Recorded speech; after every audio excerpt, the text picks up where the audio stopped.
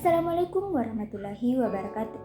Perkenalkan, nama saya Anianti dari kelas S1B Farmasi 2023. Nah teman-teman, pada video kali ini saya akan menjelaskan materi mengenai volumetri. Yang pertama, pengertian dari volumetri atau analisa volumetri. Nah jadi teman-teman, analisa volumetri merupakan analisa yang didasarkan pada pengukuran volume dalam pelaksanaan analisanya.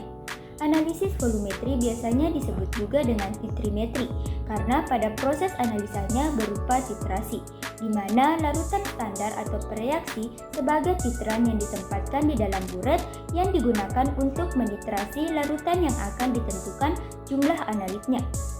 Nah, untuk titran adalah larutan standar yang telah diketahui dengan tepat konsentrasinya, yang biasanya disebut juga dengan larutan penitrasi. Sedangkan titrat merupakan larutan yang akan dititrasi.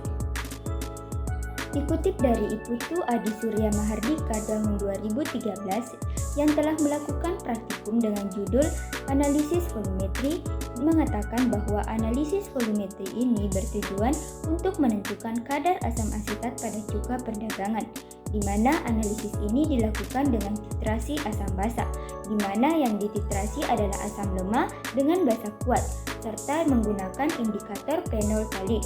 Dalam hal ini, asam lemah sebagai titrat atau larutan yang dititrasi, sedangkan basa kuat sebagai titrannya atau larutan penitrasi. Selanjutnya, reaksi stoikiometri. Reaksi yang terjadi saat asam asetat direaksikan dengan NaOH adalah CH3COONa tambah H2O, menghasilkan CH3COONa tambah H2O. Selanjutnya, perhitungan penentuan kadar asam asetat.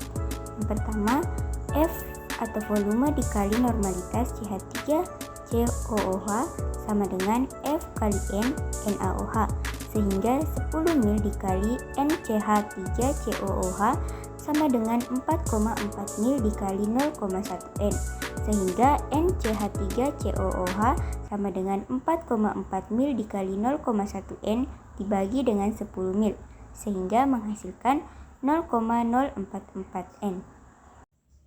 Kemudian CH3COOH sama dengan N per mol sama dengan 0,044 dibagi dengan 1 menghasilkan 0,044 M, di mana untuk menentukan kadar CH3COOH menggunakan rumus M dikali Mr, di mana 0,044 mol dikali dengan 60 gram per mol menghasilkan 2,64.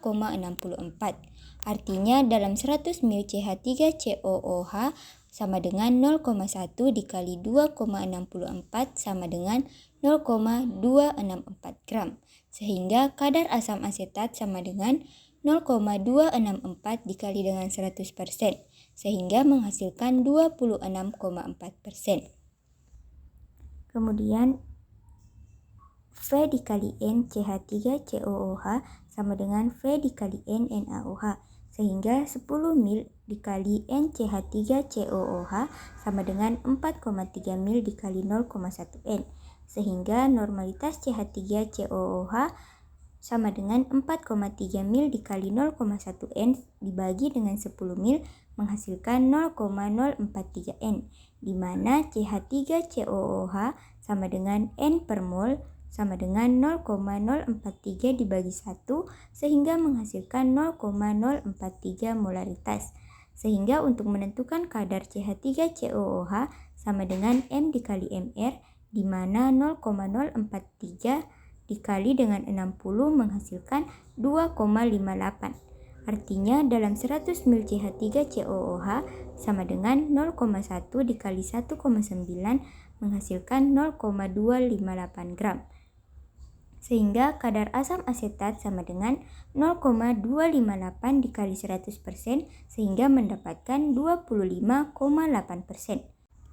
Nah, untuk menentukan kadar rata-rata asam asetat yaitu dengan cara 26,4% dikali dengan 25,8% dibagi dengan 2 sehingga mendapatkan kadar rata-rata asam asetat sebesar 26,1%.